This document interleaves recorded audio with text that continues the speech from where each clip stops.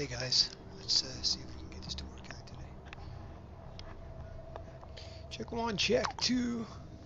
Are we in and are we on? That's a great question. We have no idea if this is going to work. We're trying to stream through Facebook. I'm going to check the Facebook stream right now.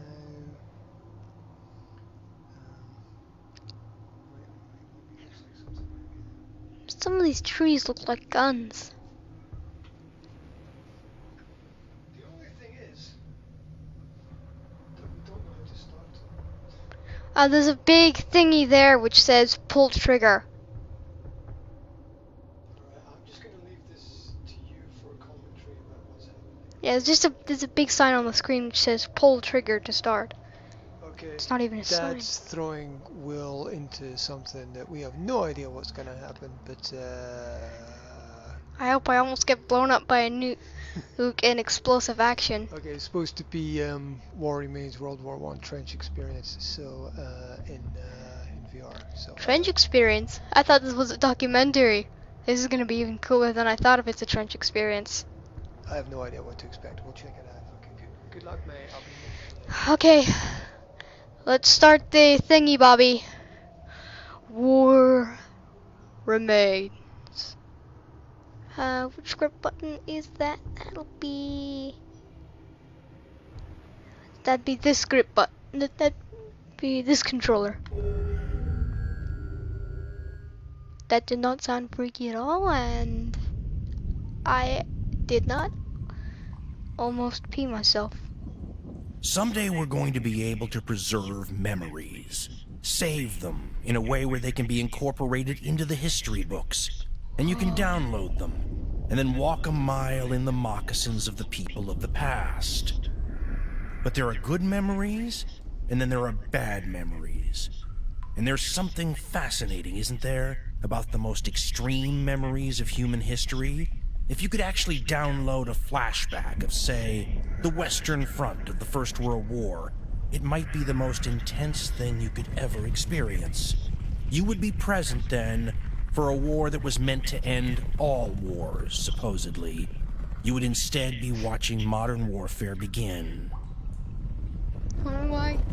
That conflict marked the murderous dawn of an era, where a mechanized, industrialized, and efficient 20th century dragged the old, honorable, glorious, romantic 19th century across the muddy fields of Flanders and shot it in a trench. Who wrote that?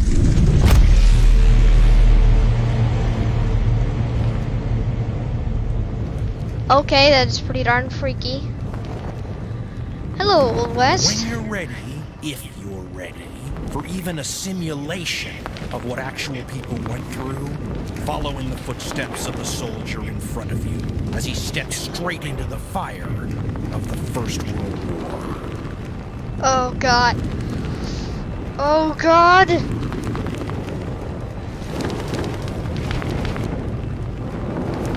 Am I ready to face death? Let's find out.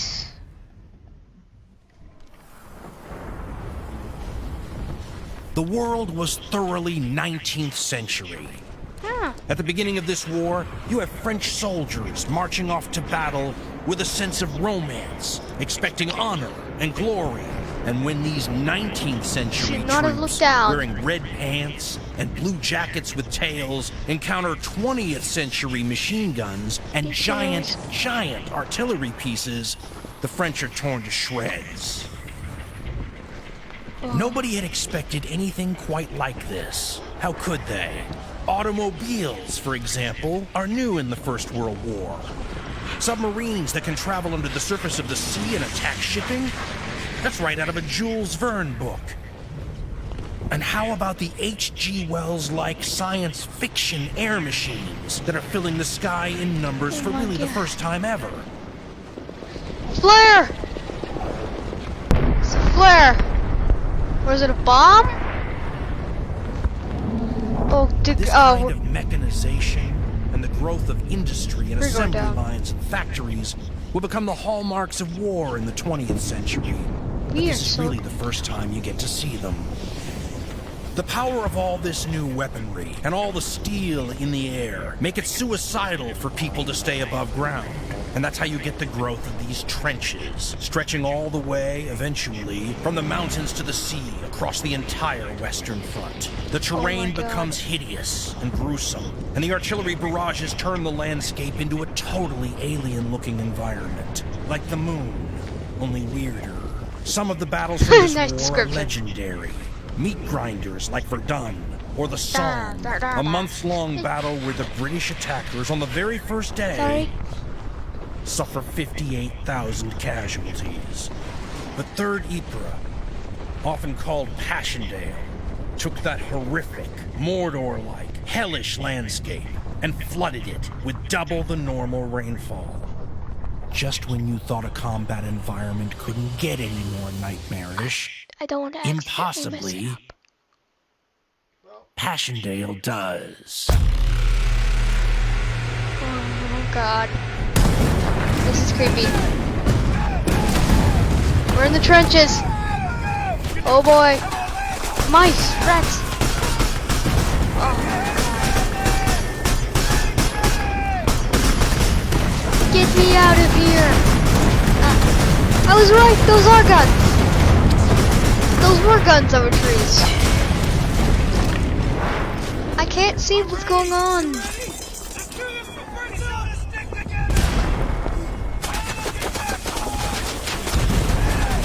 There! There's a small thingy to look above, but I can't see much. Boom! See, we aren't very successful. Seems like they aren't very successful.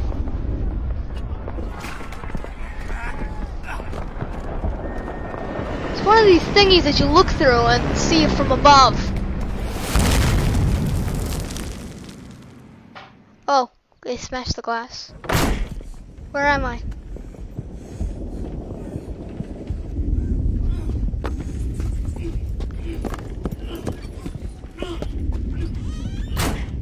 War correspondent Philip Gibbs described one of these artillery barrages he witnessed and said, quote, "Then, suddenly, as though at the tap of a baton, a great orchestra of death crashed out." It is absurd to describe it. No words have been made for modern bombardment of this intensity. One can only give a feeble, inaccurate notion of what one big shell sounded like. Oh my god. When hundreds of heavy guns are firing upon one small line of ground, and shells of the greatest size are rushing through the sky in flocks and bursting in masses, all description is futile.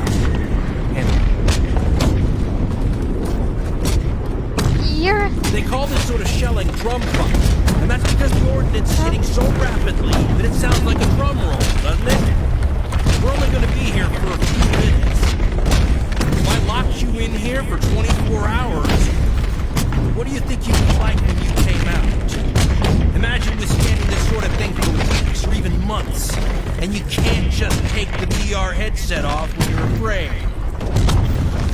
Oh god. These artillery strikes drove people insane. The shockwaves may have literally shattered their nerves. Remember something. I don't care how bad it seems. On the Western Front of the First World War, things can always get worse. They can always get much, much worse. Is that a heartbeat? Oh, I was hit by a... What was that? Am I in an airplane now?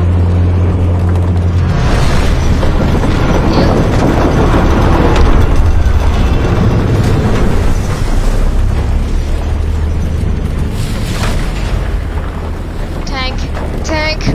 Hide. Stay safe in the tank. Oh, tank's been defeated. Thank you for being defeated, tank.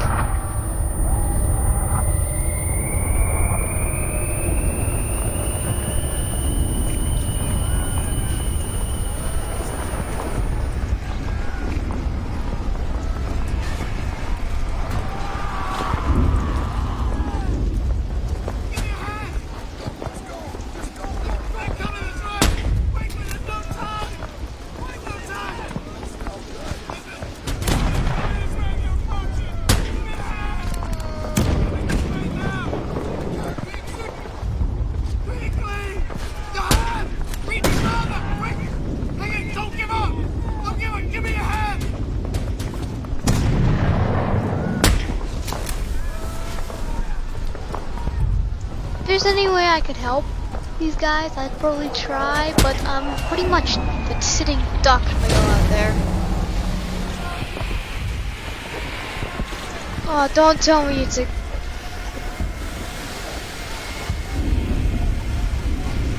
gas. Oh, that guy was pretty close. You still can't visit some of these battlefields to this day.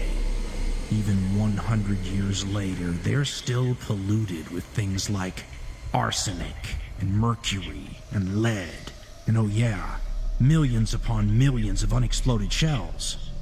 Every so often, a member of the cleanup crews will be killed when one of these old munitions detonates. Oh God. If a shell fired during the First World War kills somebody cleaning it up today, is that another First World War casualty?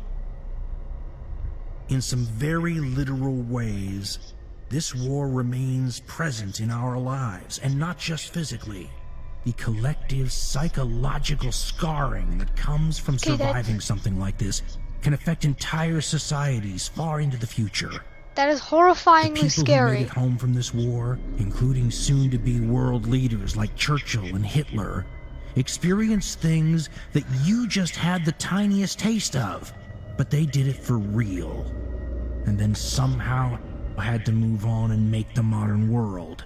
Oh my. Maybe it helps us to better understand our times if we recall that they were built and nearly destroyed again, in large part by a generation of traumatized survivors, forever reliving an early 20th century nightmare. He is a really good spooky narrator.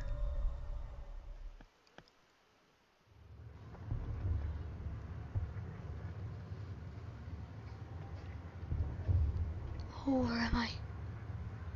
How do you describe the indescribable? Sometimes it takes an artist. British Western Front soldier and painter Paul Nash had a key eye for the landscape and tried to describe to his wife in a November 1917 letter what a trip up to the front lines was like and what it had done to him. He wrote, "I shall not forget it as long as I live. I have seen the most frightful nightmare of a country more conceived by Dante or Poe than by nature. Unspeakable, utterly indescribable. I may give you some idea of its horror, but only being in it and of it can make you sensible of its dreadful nature. We all have a vague notion of the terrors of a battle, but no pen or drawing can convey this country. Evil and the incarnate fiend alone can be master of this war. No glimmer of God's hand is seen anywhere. Sunset and sunrise are blasphemous. They are mockeries to man. The rain drives on, and the shells never cease.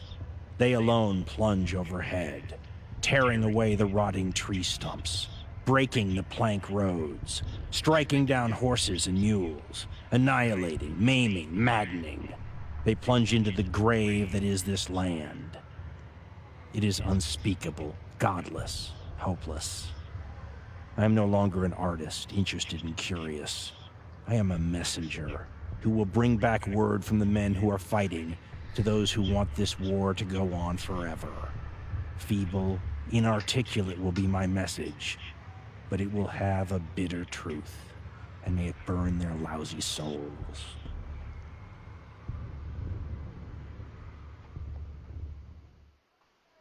Well, that was dramatically awesome.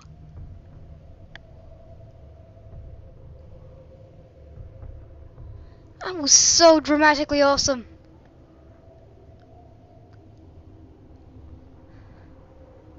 That's super cool. Say thank you. Thank you. Hope you enjoy. This was Will doing War Remains. And good night.